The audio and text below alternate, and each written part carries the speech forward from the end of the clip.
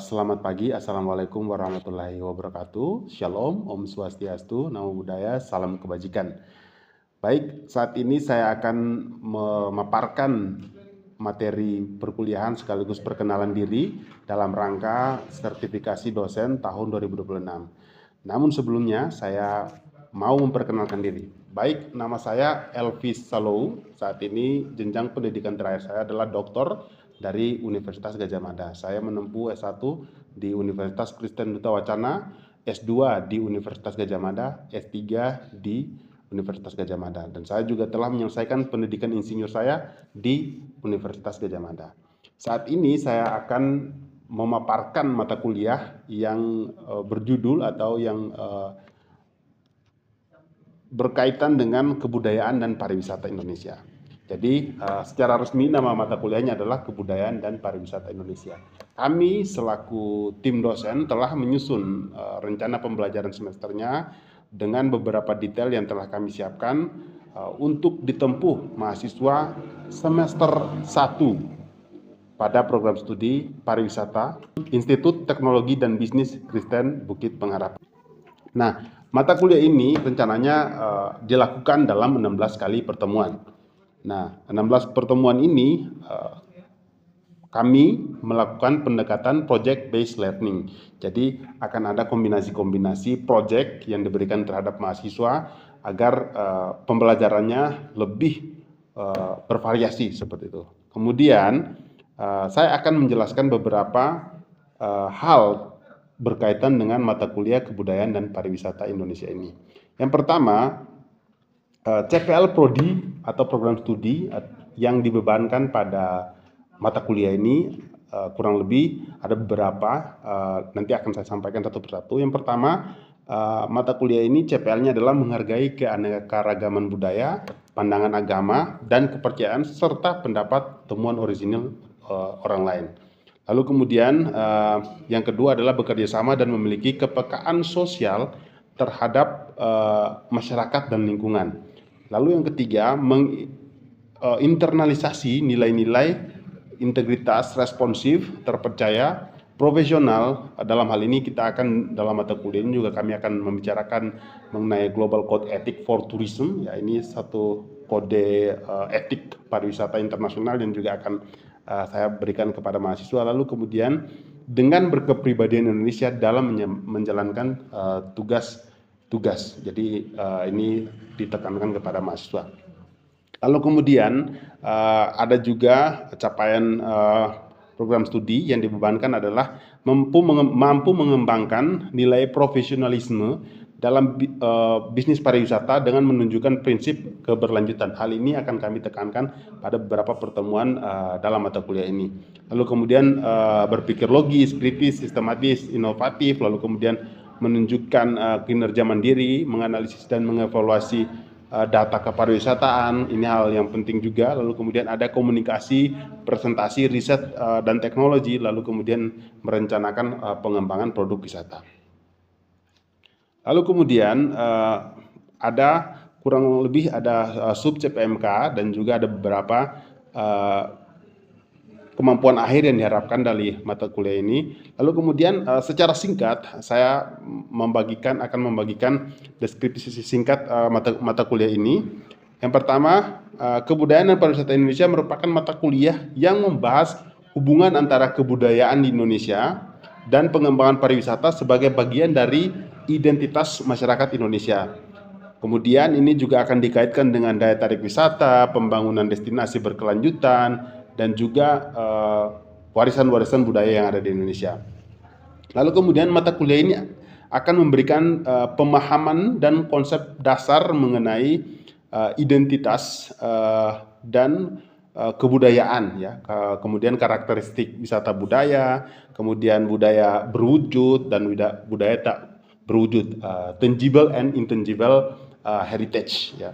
Lalu kemudian serta peran budaya dalam membentuk suatu pengalaman wisata. Lalu kemudian mahasiswa akan mempelajari berbagai bentuk kebudayaan Indonesia, termasuk tradisi, adat istiadat, seni, termasuk di dalamnya rumah adat sebagai daya tarik wisata, karena ini berkaitan dengan rumpun keilmuan saya, yakni arsitektur pariwisata.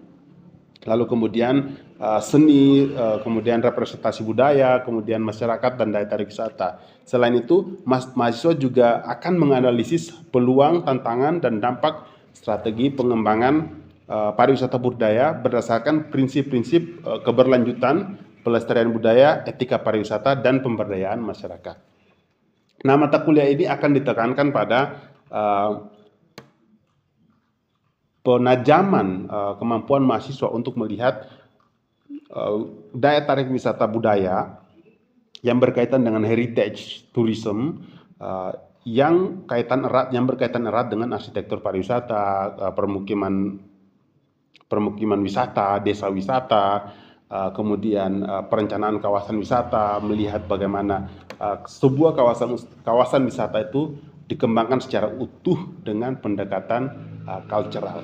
Jadi kurang lebih seperti itu deskripsi yang akan kami pelajari selama 16 pertemuan ke depannya. Lalu kemudian beberapa sumber yang akan kami pakai dalam mata kuliah ini ya adalah yang pertama itu tentu saja kami akan menggunakan cultural tourism, a review of a recent research ya dari diterbitkan oleh KB Institute ya, dari KB. Lalu kemudian ada Cultural Heritage and Tourism, kemudian ada dari UNESCO sendiri juga menerbitkan banyak sekali dokumen mengenai cultural tourism. Lalu kemudian UN Tourism, ini dokumen-dokumen yang akan kami jadikan sebagai referensi utama. Lalu kemudian ada Heritage Tourism, Tourism Impact, dan sebagainya.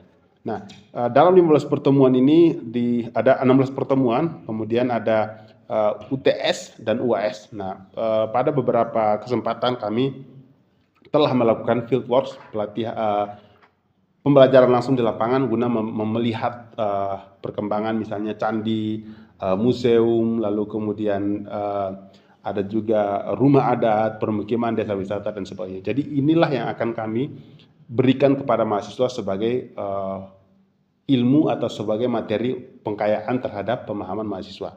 Nah, mata kuliah ini memiliki keunikan karena pendekatannya saya sendiri dari background arsitektur, mengajar pariwisata, dan ini akan memberikan pengkayaan tersendiri terhadap mahasiswa, terutama dari segi bangunan atau permukiman atau cara hidup atau pola hidup yang memiliki nilai dan potensi bagi wisatawan. Secara sedemikian untuk perkenalan saya dan juga perkenalan mata kuliah ini. Setelah ini kita akan lanjutkan untuk melihat bagaimana saya mengajar dan memaparkan mata kuliah ini kepada mahasiswa selama kurang lebih 10-15 menit di dalam suasana kelas. Secara sedemikian, terima kasih. Sebelum kita mulai perkuliahan kelas ini, simulasi hari ini, mari kita berdoa. Tuhan, kami bersyukur buat pernyataan hari ini. Kami akan melakukan simulasi pembelajaran biar apa yang kami lakukan hari ini bisa menjadi hal yang baik, kita berhasil. Apa yang alam siapkan ini bisa menjadi hal yang baik, Tuhan, bisa sertifikasi kita lancar teman kita. Kami bersyukur Tuhan, mahasiswa yang bisa bersiap bergabung dengan terima kasih Tuhan. Dari apa yang kami lakukan untuk menjadi menjadi keputusan ke depan dan menjadi sebagai teman ke depan. Terima kasih Tuhan. Haleluya. Amin. Shalom, selamat pagi teman-teman semua. Terima kasih telah bergabung di kelas ini. Hari ini pertemuan ke-6 dari mata kuliah Kebudayaan dan Pariwisata Indonesia. Gimana? Kalian masih senang? Masih excited? Baik. Hari ini topik kita adalah berkaitan dengan warisan budaya berwujud sebagai daya tarik wisata. Ada yang tahu warisan budaya berwujud itu bahasa Inggrisnya apa? Cultural heritage tourism. Ya, ada yang lain? Tangible cultural heritage. Terima kasih. Baik. Dalam mata kuliah ini ada beberapa capaian yang harus kita usahakan ya, artinya kita harus berusaha untuk mencapai ini setelah selesai mata kuliah ini. Yang pertama, kita diharapkan mampu menghargai keanekaragaman budaya, lalu kemudian mampu menguraikan konsep destinasi wisata, kemudian memahami prinsip keberlanjutan dalam bisnis pariwisata. Ini hal yang sangat penting yang perlu teman-teman pelajari juga. Lalu kemudian teman-teman juga diharapkan mampu berpikir logis, kritis dan juga sistematis. Lalu teman-teman juga diharapkan mampu menganalisis data pariwisataan, lalu kemudian mengembangkan produk wisata, menganalisis warisan budaya berwujud sebagai daya tarik wisata berkelanjutan. Lalu yang terakhir adalah mampu mengidentifikasi rumah adat, kawasan pusaka, permukiman tradisional sebagai heritage tourism. Nah, heritage tourism ini sangat menarik ya teman-teman. Ini topik yang sementara banyak sekali dibahas oleh para peneliti, dosen di seluruh dunia. Lalu kemudian ada 4 tujuan pembelajaran yang akan kita pelajari dalam mata kuliah ini, yaitu yang pertama menjelaskan konsep tangible cultural heritage, lalu kedua mengidentifikasi rumah adat dan permukiman tradisional sebagai daya tarik wisata, ini sangat penting. Lalu kemudian menganalisis budaya di balik warisan budaya yang berwujud, ya ada budaya-budaya yang kemudian membentuk warisan budaya tersebut. Lalu kemudian menjelaskan pentingnya pelestarian dalam pengembangan pariwisata. Lalu kemudian ini ada 5 topik yang kita bahas dalam pertemuan ini. Yang pertama, apa itu tangible cultural heritage, lalu kemudian rumah adat sebagai identitas destinasi wisata, lalu kemudian permukiman tradisional sebagai daya tarik wisata, lalu kemudian mengapa wisatawan mengunjungi tangible cultural heritage, dan kelima adalah pelestarian heritage. Apa itu tangible cultural heritage? Teman-teman ketika mendengar ini, apa yang terpikirkan di kepala teman-teman? Misalnya contohnya, yang pernah berkunjung kemana gitu yang berkaitan dengan tangible cultural heritage? Keraton ya. Ada lagi? Candi, Pak. Candi ya. Candi itu kita punya banyak sekali ya, terutama di daerah Jawa Tengah ya. Kita punya banyak sekali candi. Nah, itu beberapa contoh mengenai tangible cultural heritage. Ada candi, rumah adat, benteng, keraton, kawasan pusaka, kemudian museum dan sebagainya yang berfungsi sebagai identitas atau media edukasi dan atraksi wisata. Ini yang terpenting adalah kita akan mempelajari tangible cultural heritage ini sebagai atraksi wisata. Nah, tangible cultural heritage itu dalam definisi kita bilang sebagai warisan budaya yang memiliki bentuk fisik. Jadi bukan cuma candi ya teman, rumah adat dan sebagainya. Ada juga keris ya, tenunan dan lain-lain sebagainya. Lalu kemudian ada juga ini teman-teman bisa lihat ini di Sumba ya, ini rumah adat tradisional yang ada di Sumba, ini juga part of tangible cultural heritage yang ada di Indonesia. Nah ini juga salah satu benteng ya, benteng ini sekarang topiknya sangat banyak dibahas ya, peninggalan-peninggalan kolonial yang kemudian dimanfaatkan atau digunakan kembali, yang dipakai dalam istilah pariwisata itu kita sebut sebagai adaptive reuse, penggunaan kembali, diadaptasi kembali untuk bentuk yang baru dengan fungsi yang baru dan diutamakan kepada dijadikan daya tarik wisata. Nah, ini kalau teman-teman pelajari ini lebih lanjut banyak sekali topik-topik tentang ini. Nah kalau benteng di Indonesia itu ada beberapa jenis ya peninggalan kolonial. Kalau kita bicara dari pendekatan perencanaan kawasan itu ada benteng storage atau untuk penyimpanan, ada juga benteng untuk defense atau pertahanan. Ini peninggalan kolonial. Lalu kemudian pada bagian kedua kita akan belajar hari ini mengenai rumah adat sebagai identitas destinasi wisata. Ada yang bisa sebutkan dari daerah asalnya apa nama rumah adat di daerahnya? Ayo, satu orang. Joglo ya dari Jawa. Rumah Gadang, Pak. Rumah Gadang, ada lagi? Oh, rumah apa? Kaladang. Wah, luar biasa. Kalau yang ini apa? Ini apa? Teman-teman tahu nggak ini? Bentuknya seperti ini. Ini dari Toraja, ada yang tahu? Ya, Tongkonan. Ini dari Toraja ya. Jadi ini semua dapat menjadi daya tarik wisata karena mereka memiliki autentisitas ya. Ada hal-hal yang bisa wisatawan pelajari di situ. Jadi ini wisata minat khusus ya. Kemudian ada juga permukiman selain rumah. Permukiman itu adalah kumpulan rumah-rumah ya, tempat orang bermukim ya. Jadi kalau rumah adat itu satu buah, satu single building, sedangkan permukiman itu adalah kompleks. Jadi orang biasanya bilang perumahan ya, perumahan kalau yang modern, kalau yang tradisional kita bilang permukiman tradisional seperti ini. Nah apa yang orang pelajari di sini sebagai wisatawan? Mereka akan belajar banyak hal dari cara hidup, kemudian apa yang orang makan, bagaimana mereka menjalani hidup, tidur, kemudian aktivitas sehari-hari, itu yang akan dipelajari oleh wisatawan. Contohnya beberapa permukiman tradisional yaitu Werebo ya, Kampung Naga di Bandung, ada yang pernah ke sana nggak? Di Desa Penglipuran di Bali ya, Baduy, suku Baduy ini yang sangat terkenal beberapa waktu belakangan ya, Sade dan sebagainya.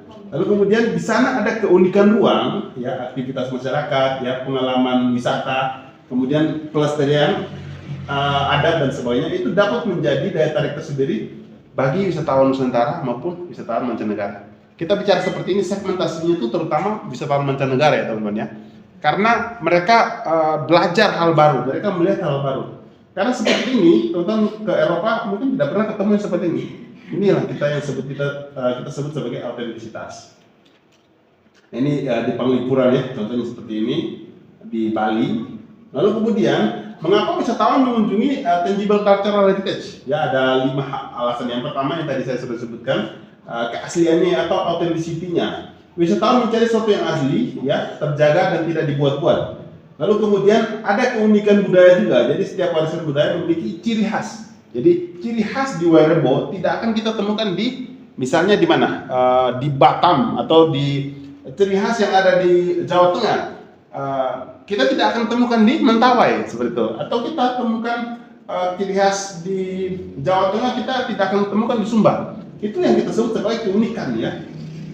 Lalu kemudian yang ketiga ini ada satu yang sangat unik, ini istilah yang banyak dipakai dalam bidang arsitektur dan perencanaan kawasan, yakni sense of place ya. Sense of place itu dalam bahasa Inggris ya, kita sebut sebagai sense of place, tapi dalam bahasa Indonesia itu sederhana. Bahasa Indonesia adalah rasa ruang ya, rasa ruang itu sense of place. Rasa ruang itu begini teman-teman, ketika teman-teman datang masuk ke rumah adat atau rumah tradisional di Jawa Tengah, Joglo, itu rasa ruangnya ya, di dalamnya bau, bunyi, kemudian pencahayaan akan berbeda dengan rumah adat atau permukiman tradisional di Sumba. Itu kita bicara rasa ruang. Jadi tempat yang memberikan keterikatan dan pengalaman bermakna. Jadi pengalaman itu muncul dari bau, dari 5 indera kita ya, penciuman, pendengaran. Jadi kalau kita masuk ke misalnya ke rumah adat misalnya di Sumba ya, kalau kena angin itu bunyinya pasti beda sama yang di Joglo dan sebagainya. Itu yang kita sebut sebagai sense of place. Jadi rasa ruang, keterikatan ruang. Kalian kalau ke sini ke dalam kelas, itu rasanya akan berbeda dengan ketika kalian lihat sama. Ya, bukan hanya cahayanya, tapi ada keterikatan di situ. Kalau di sini kan kalian mungkin bawaannya ngantuk gitu ya. Tapi kalau kalian nggak sama, mungkin tempat tidur, tapi rasanya kalian pasti nggak ngantuk karena sudah terbiasa tidur di situ. Jadi pengen duduk, main game dan sebagainya. Itu namanya rasa ruang. Kemudian ada yang namanya pengalaman masyarakat lokal ya, pengalaman hidup. Jadi mereka bisa melihat bagaimana wisatawan itu melihat bagaimana masyarakat memasak makanan ya, merawat keluarganya, kemudian bekerja sehari-hari di ladang dan sebagainya. Lalu kemudian yang kelima adalah cerita dan interpretasi budaya. Jadi cerita, makna dan interpretasi budaya membuat warisan budaya itu lebih mudah dipahami dan diingat. Jadi ketika wisatawan mancanegara misalnya datang ke Sumba, ketika dia pulang yang diingat itu adalah cerita-cerita yang ada di Sumba, ya, cerita uniknya, cerita mistisnya dan sebagainya. Oke, kita lanjut ke bagian yang kelima, jadi pelestarian heritage. Jadi pelestarian heritage itu ada beberapa bagian yang bisa dilestarikan ya. Pertama itu konservasi fisik. Jadi konservasi fisik itu adalah kita menjaga utuh bangunannya tetap ada ya dari tahun ke tahun sehingga tidak rusak, yaitu konservasi fisik. Lalu kemudian pelestarian tradisi, kita menjaga tradisinya sehingga turun temurun. Lalu kemudian ada keterlibatan ya masyarakat di situ. Masyarakat diminta untuk terlibat dalam proaktif dalam mengkonservasi ya. Lalu kemudian salah satu yang terpenting juga adalah kita membuat atau mengembangkannya jadi destinasi wisata yang berkelanjutan. Kenapa bisa kita ada poin pariwisata berkelanjutan di situ? Karena begini teman-teman, membangun destinasi wisata atau menjaga cultural heritage itu membutuhkan biaya. Ya, teman-teman pernah dengar di Sumba kemarin ada kampung apa ya yang kebakaran itu namanya? Ada satu kampung ya, kampung tradisional di sana itu kebakaran. Nah, bagaimana kita bisa membangunnya kembali kalau tidak ada dana? Jadi ketika pariwisata berkelanjutan sudah diterapkan di situ atau ada aktivitas pariwisata di situ, tentu ada pemasukan ekonomi ya. Ketika ada terjadi sesuatu, kita berdoa supaya yang terbaik terjadi. Tapi ketika ada segala sesuatu yang buruk terjadi, dana-dana itu yang akan dipakai kembali untuk membangun destinasinya. Saya kasih contoh yang lain ya. Misalnya di Jogja, di yang namanya Kota Gede. Kota Gede itu banyak sekali joglo-joglo yang dikonservasi. Itu ketika wisatawan datang, ada mereka membayar retribusi. Nah, retribusi itu yang digunakan untuk melestarikan atau menjaga, atau misalnya ada genteng yang rusak, atap yang bocor, kayu yang lapuk dan sebagainya, itu akan diganti atau direnovasi menggunakan dana-dana yang telah mereka terima. Nah, ini contoh lain di Wairebo ya, ada konservasi di situ bagaimana mereka mengembangkan Wairebo itu sehingga nilai budaya tetap terjaga, pengelolaannya juga dikelola oleh masyarakat serta berkelanjutan. Baik, saya rasa demikian. Kita akan berdiskusi sebentar. Kalau teman-teman ada pertanyaan bisa langsung bertanya ke saya. Dan saya punya beberapa pertanyaan refleksi yang bisa teman-teman diskusikan. Yang pertama, mengapa rumah adat itu bisa menjadi ikon destinasi? Apakah rumah adat itu sebaiknya kita anggap sakral saja atau boleh dijadikan destinasi wisata? Saya ingin dengar pendapat dari teman-teman. Satu orang, apakah sebaiknya destinasi wisata itu kita anggap sakral saja atau boleh kita jadikan sebagai destinasi wisata atau daya tarik wisata? Silakan, Jeremy. Izin menanggapi Kak. Bagaimana yang bagian pertama, mengapa rumah adat dapat menjadi ikon destinasi wisata? Menurut saya, rumah adat itu bisa dijadikan salah satu ikon wisata dan bukan hanya untuk dijadikan sebagai ritual atau upacara adat yang diadakan oleh suatu suku. Nah, rumah adat itu bisa dijadikan daya tarik wisata karena seperti yang kita ketahui bahwa suku yang ada di Indonesia ini sangat banyak, dan itu yang menjadi pembeda dengan negara-negara lain di luar sana. Itulah mengapa sebabnya masyarakat atau wisatawan dari mancanegara ingin berkunjung untuk mengetahui dan mempelajari bagaimana hidup masyarakat suatu suku atau suatu desa. Nah, itu juga rumah adat itu menjadi nilai tersendiri atau menjadi nilai autentik yang dimiliki oleh suatu suku tersebut. Oke, baik. Terima kasih banyak Jeremy. Luar biasa. Jadi memang artinya kita tetap bisa menjadikan itu sebagai destinasi dengan menjaga autentisitasnya. Oke, terima kasih Jeremy. Lalu kemudian poin yang kedua, saya ingin teman-teman yang lain bisa menjawab ya. Bagaimana menjaga autentisitas ketika kunjungan wisata meningkat? Nah, ini agak unik, agak menarik ya, tapi teman-teman, saya ingin teman-teman berpikir kritis.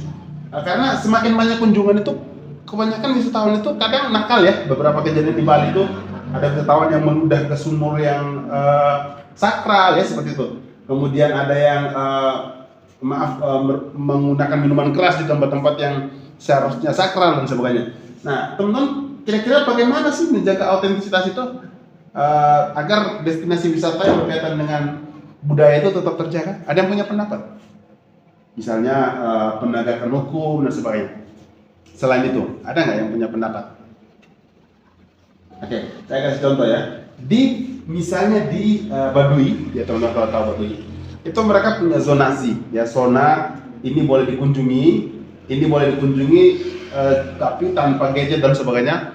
Ini benar-benar sakral. Nah, itu salah satu cara untuk menjaga autentisitas ya. Jadi membuat peraturan yang ketat ya, supaya membatasi wisatawan supaya tidak bertindak sesuka hati. Jadi ada aturan-aturan yang membatasi. Lalu kemudian ada juga beberapa destinasi yang misalnya di Aceh ya, di Aceh itu harus ada berpakaian yang sopan, supaya ada aturan-aturannya. Nah, itu semua peran masyarakat lokal untuk membangun tersebut. Jadi kita tidak serta-merta mengharapkan pemerintah untuk tolong buat aturan ini, buat aturan ini, buat aturan ini. Tidak, tetapi ada masyarakat yang memiliki peran penting di situ. Baik, ini tugas individu untuk minggu depan. Ini pilih satu rumah adat atau permukiman tradisional di Indonesia, analisis nilai budaya yang ada di dalamnya, daya tarik wisata, pelestarian dan tantangannya, lalu kemudian 2-3 halaman disertai foto dan referensi. Nah, ini referensi kita hari ini. Ada 4 ya, Greg Richter, Dylan Timothy ya, Profesor Dylan Timothy, UNESCO Operational Guideline, lalu kemudian Peter Mason, Research Impact Planning and Management. Baik, secara sedemikian, semoga mata kuliah ini bisa teman-teman tempuh sampai selesai, dan kalau ada pertanyaan kita bisa diskusi di kelas atau teman-teman bisa langsung berdiskusi dengan saya. Secara sedemikian, semoga semester 1 teman-teman berjalan dengan lancar dan bisa berproses sampai lulus nanti. Shalom, selamat pagi teman-teman. Tuhan Yesus memberkati kita semua. Thank you. Baik, demikian adalah video perkenalan diri, perkenalan kurikulum dan program perkuliahan mata kuliah Kebudayaan dan Pariwisata Indonesia, serta simulasi mengajar yang telah saya lakukan untuk keperluan sertifikasi dosen tahun 2026. Semoga apa yang telah saya sampaikan dapat diterima oleh tim asesor dan semuanya bisa berjalan dengan lancar dan saya bisa memperoleh sertifikasi dosen sebagai dosen profesional di tahun 2026. Terima kasih, sekian dari saya. Shalom, Om Swastiastu, Namo Buddhaya, Salam Kebajikan. Tuhan Yesus memberkati.